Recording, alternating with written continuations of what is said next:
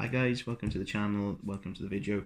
My name's Tom and I make videos about watches at the moment. This video is one that I didn't think I'd be making this early on after starting YouTube videos, but it is a state of the watch collection. It was requested by a bit of a friend of the channel, Adrian's Watch Reviews, watch unboxing / reviews. I'll put the exact name to his channel either in this video or on the description of it down below, but check his channel out. He does videos similar to mine actually. He does a lot of unboxing videos, he does reviews, and he's just bought a better camera, he said in one of his videos, so I think the quality of his up close shots are going to be phenomenal. I'm doing everything on a phone at the moment, so I need to catch him up. But yeah, he requested it, so I thought I've got no other ideas for videos at the moment, so I may as well. So before I kind of go into the watches themselves, I thought I'd do a brief explanation of my collection. I've got a lot of digital watches and quartz watches that I kind of accumulated before I got into watches. So not to say that I'm not proud of them, but they're not kind of the sort of watches that most people want to see. So what I've done is I've done a separate video on that because there aren't a lot of videos on those things. I thought I'd separate them out. So I can go into a bit more detail about why I bought them when I did and kind of why I think those are good watches as well. But I've kind of done this bit on the automatic, manual wind, mechanical watch side of things first, just because basically if I went through all of the collection, you know, digital and mechanical, I think it would be a bit long and no one would care, so I've split it up. Let me know if you're keen to see the other video, because that may take me a little while to do, and if no one's bothered, I won't bother making it. But yeah, so I think we'll just jump straight in. But just before I do that, I just kind of say that I've always loved watches. I learned to tell the time quite young. My gran taught me, and since then I've been obsessed with knowing the time and having a watch on my wrist. I've always had one. I was one of those people in school that always had a watch, and everyone go, mate, what's the time? So my whole life is obsessed by looking at the wrist. With regards to my collecting, as I kind of said there, I probably only really got into mechanical watches and understanding horology and sort of the difference between a quartz watch and a mechanical watch about 2 years ago maybe, and probably only in the last year I've sort of seriously started buying watches that reflects sort of my new knowledge on them. So that was kind of why I wanted to do this video today, because these watches that I'm showing are ones that have more meaning in terms of why I bought them, because it's a conscious decision. The other watches I own, like my quartz watches, my digital watches, tend to be watches that have kind of come out of me sort of buying it because I needed a watch at the time. So because quartz watches are so cheap, I used to buy a lot of fashion watches or watches that maybe had a lifespan. So by the time you come to think about changing the battery on it, so this is before I knew I could do it myself, you'd almost go, well, why would I pay X amount of money to get someone to change the battery for me when I could buy a new watch for the same amount or fractionally higher? So that's what I used to do a lot, which is crazy to me now, but that was how it works, and a lot of people do think like that still. So yeah, so I've not included those watches now. I have done a video on them, which I'm going to upload at some point, so it'll be kind of a slightly different state of the watch collection because it's kind of split over 2 videos. But I didn't want this video to be too long. But yeah, so that's my brief explanation, and we'll kind of go straight into the watches themselves now. If you like the video, please like and subscribe, and put the notification bell on if you're interested in seeing my videos as soon as I post them. And yeah, check out Adrian's channel as well. And again, as always, any feedback or advice you want to give me, let me know. And also I would say, if there's any watches that you see within this video that you'd like me to do a review on, you know, give me a heads up. I've reviewed some of them, not all of them, and some of them have had longer than obviously when I first reviewed them, so I've got maybe different opinions on them. So let me know what you think. But yeah, let's dive in. Okay guys, so this is the first watch in the collection. So this is probably one of the oldest watches I own actually. It's a Mortima Mayerling watch. It is a hand wind. It's quite a thick case. It's also got a cyclops in it, which is internalized, so it's not on the top, and it's kind of got a bit of a beveled edge to it internally, so it's quite an unusual watch. What drew me to it was, first of all, it was really cheap on eBay, but secondly, it's got the date functionality, which I really love, but that red lollipop seconds hand is just super cool. It's not the most accurate timekeeper. In fact, it loses time, unfortunately, quite easily. I probably need to get it serviced, but it's not something I've thought about because I don't wear it very often, but I really love this design of the watch. If I can get it serviced, or I might have a look in case it's something that I might be able to try and regulate myself. I don't really know a lot about watch maintenance and repair, but I'll do a little bit of research first. But if I can, I'll probably do a better video on it. But as a watch, I think it's just a really cool thing.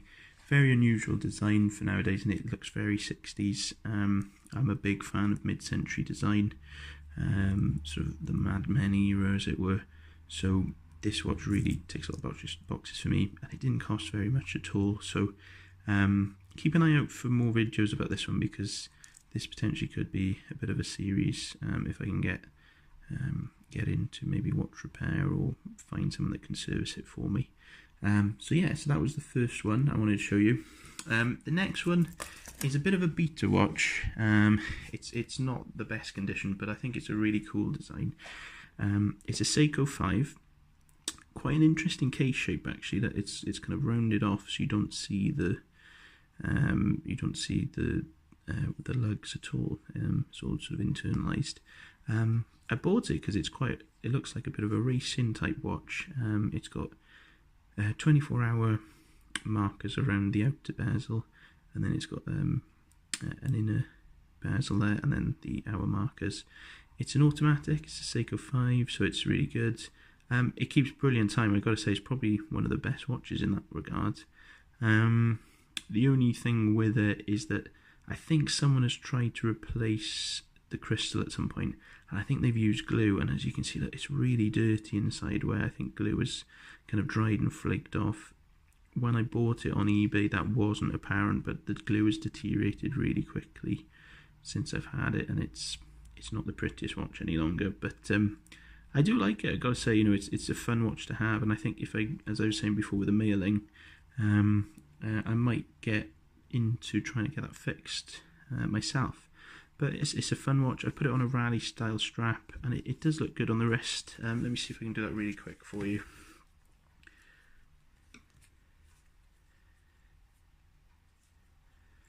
Yeah, there it is. It's not a bad looking watch, and I think it gives you a bit of options in terms of changing things up. But Seiko 5s, you can't go wrong, and there's so many of them. I haven't gone down that rabbit hole, thankfully, but you can end up with hundreds of Seiko 5s if you wanted to. On that point, here's another one. This is also a Seiko 5. I've done a really sort of detailed video on this one in comparison to my normal ones. This watch I bought kind of because I was looking for a Saab 3.3, couldn't afford one, and I stumbled across this, and it looks a lot like one. I think, if you haven't got too much money to spend and you were looking to buy it for what the original Saab was costing when it wasn't such a popular watch or out of production, this is such a great alternative. Seiko 5s, so as we said again, Seiko 5s, bulletproof watches, you can't really go wrong. What's unusual about this one in comparison to this one is this is probably a more traditional style, so it's got the crown at the 4 o'clock position, and usually for Seiko 5 this one has it at 3 o'clock, which makes it more like the Saab, and it's got a very beautiful dial. It's black. It doesn't show up in this light very well, and I've got a really bad camera, but a really nice watch. I use it kind of as a bit of an explorer's watch, so the Saab borrows quite heavily from the Rolex Explorer, and this is kind of sort of watch that I put on. It's very light on the wrist, you don't notice it, and you can kind of bang it around a bit, and it just keeps going. It's such a beautiful watch. I really love that watch, actually, and it's had a lot of wrist time since I bought it, which has surprised me. I didn't think it would.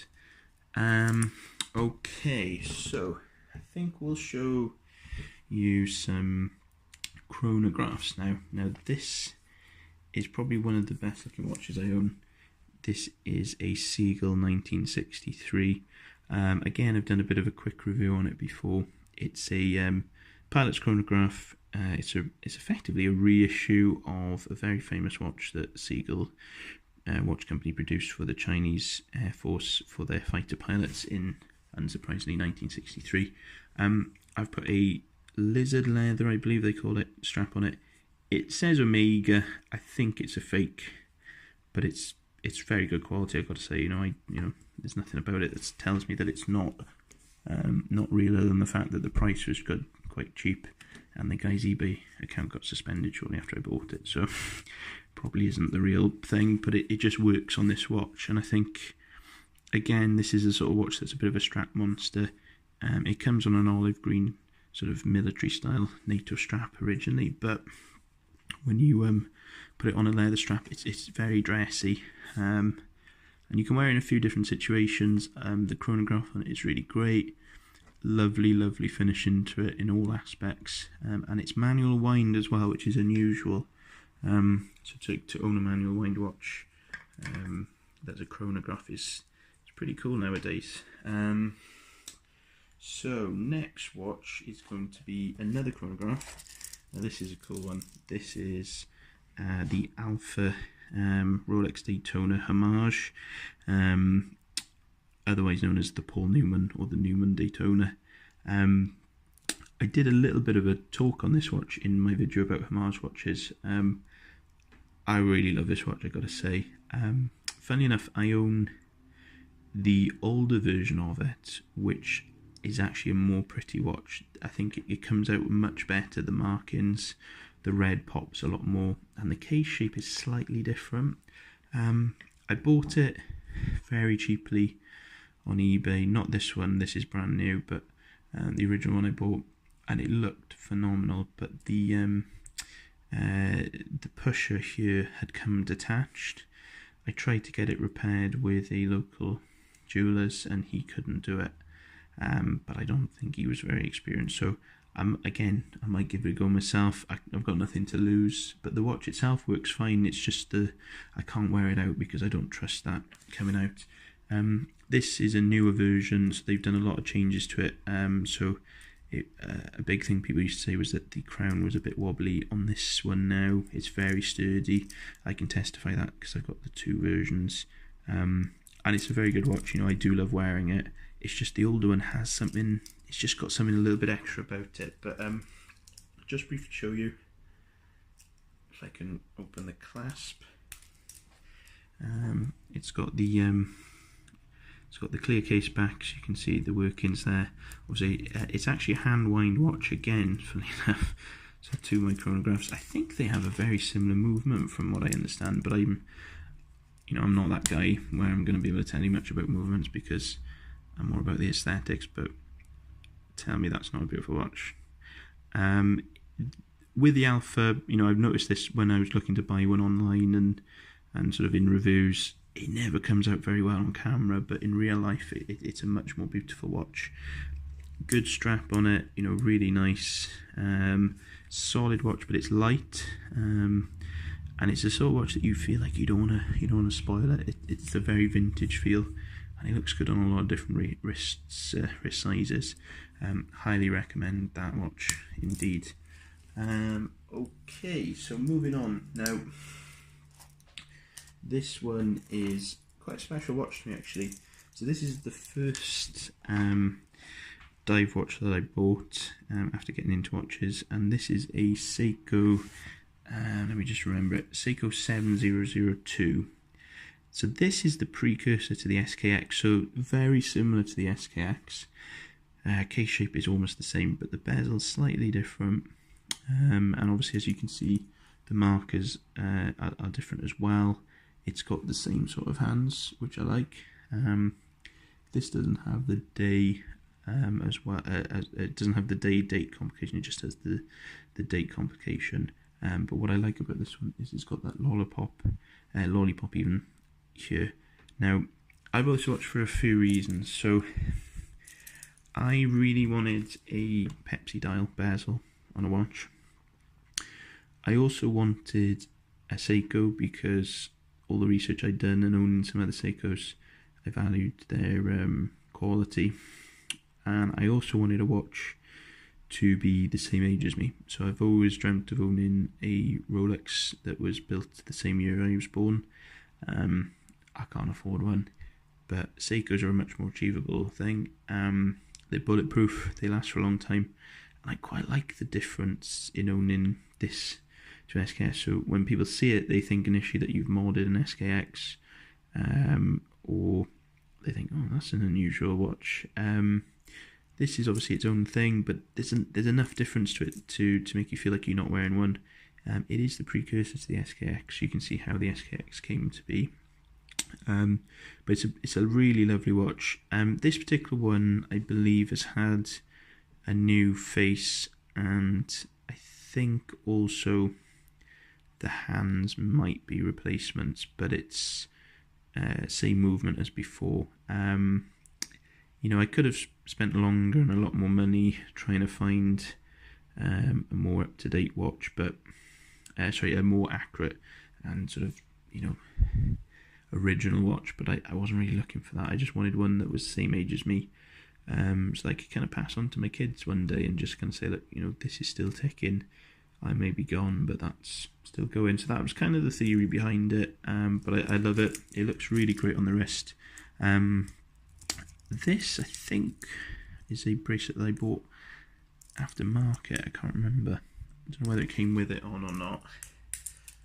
It's been a while. I regularly swap the straps on my watches, so sometimes they'll have a strap off a different one. But it's great on the wrist, as you can see, very similar to the SKX. It's got the Pepsi bezel. It's just a lovely thing. I really love it.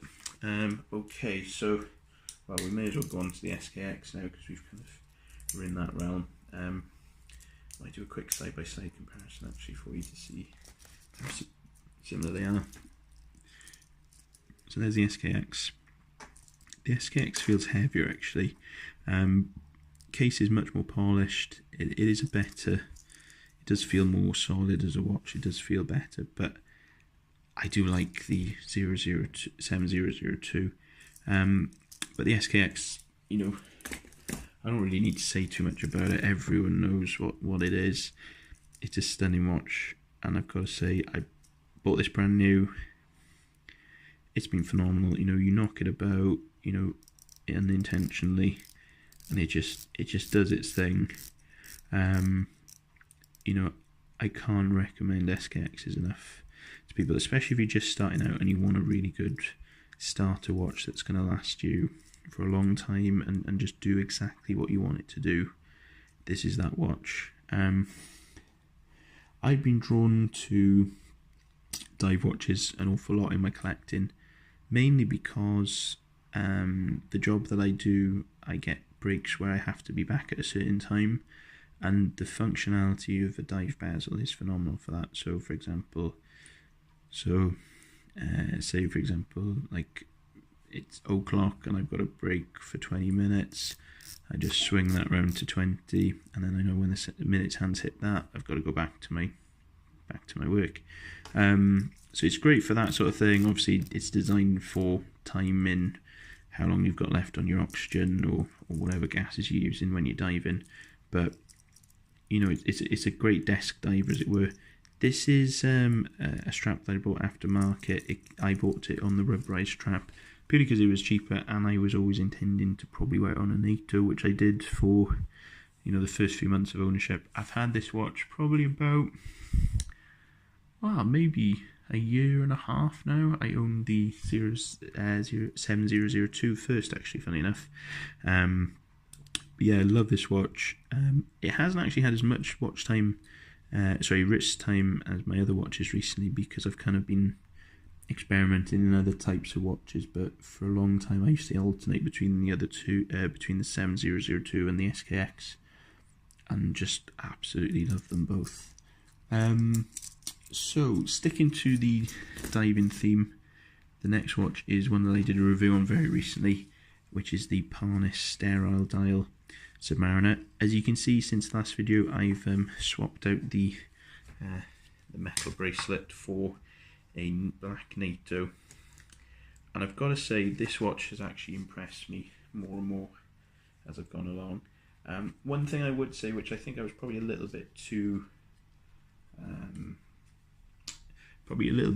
generous about, is the bezel. Even though it works, it is very easy to move, like too easy, and you easily, it's very simple for you to just knock it slightly and it's jump forward loads. One good thing is, because it's unidirectional, it means that you're never going to be thinking that you've got sort of more time than you think you do. But the problem with that is that also you may forget. So as I was saying before, say for example, I've got an hour for lunch, I'll set it for exactly an hour. So for example, there are, so it's what is it now? Nearly, well, just gone past 1:45. I'll just stick it, forward an hour and think, right, there we are, I've got an hour's time for lunch. If you knock it accidentally when you walk and it goes like that, you think, oh, am I supposed to be back now? Am I supposed to be back at 1:45? So I know it's easy to remember that sort of thing, but sometimes if it's an awkward time, you've got to be back by, it's easy to forget, and that's one slight criticism I have. Other than that though, the watch keeps brilliant time. If anything, it's probably been one of the most accurate watches I've got at the moment. The ceramic bezel is fantastic. I can't actually fault this watch very much. For the money that you pay for it, it's phenomenal. And I would probably say that if you can, I would save up for the SKX. But if you don't have a lot of money, or say like you're in a pinch and you need to buy a new watch and you've got 60 quid and you can't afford to save up any longer for the SKX, you can't go wrong with this. And the design is so recognisable, because obviously it's an homage to the Submariner, but you can change out the strap for anything that you want to. I've got it on a black NATO. You could put it on a leather strap, a Zulu strap, or a different colour NATO, and it just does the job. But I've got to say, I'm very impressed with the watch. Yeah, and I can't recommend it highly enough. Moving forward, this is a step up in my collecting, I suppose, in terms of homages. This is the Steinhart Ocean One military diver. As I've mentioned in another video, it is an homage to the Rolex Submariner, or the Mil Sub variant. So, as I mentioned before, the Mil Sub is it's a dive watch. So it's basically a Submariner that was designed in conjunction with the British Navy, and I think the Special Boat Service in particular took a keen interest in helping designing and testing the watch.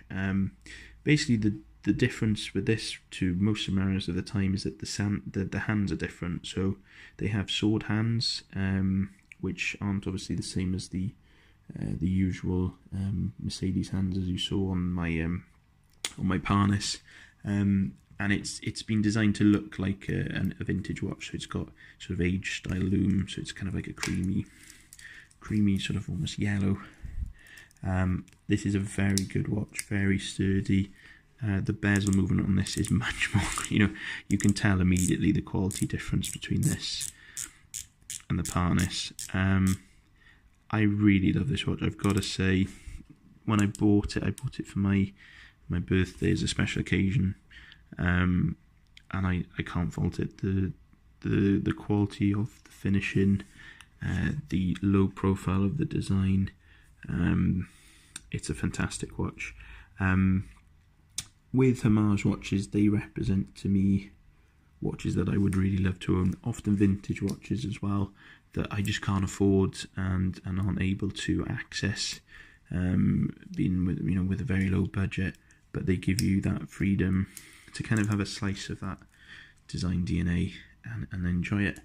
That is a very brief overview of my automatic and manual wind collection.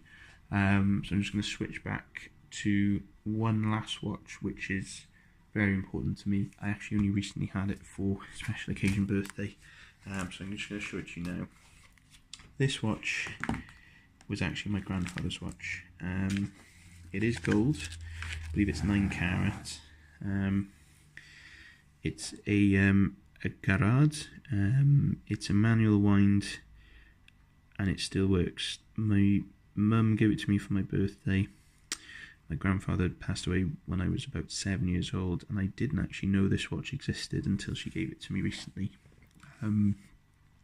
He was given this watch when he retired, and it's he spent a long time working for the railways. Let me just have a quick look. I just want to see what's on the back. Right, so I'm not going to show his name or the company he worked for.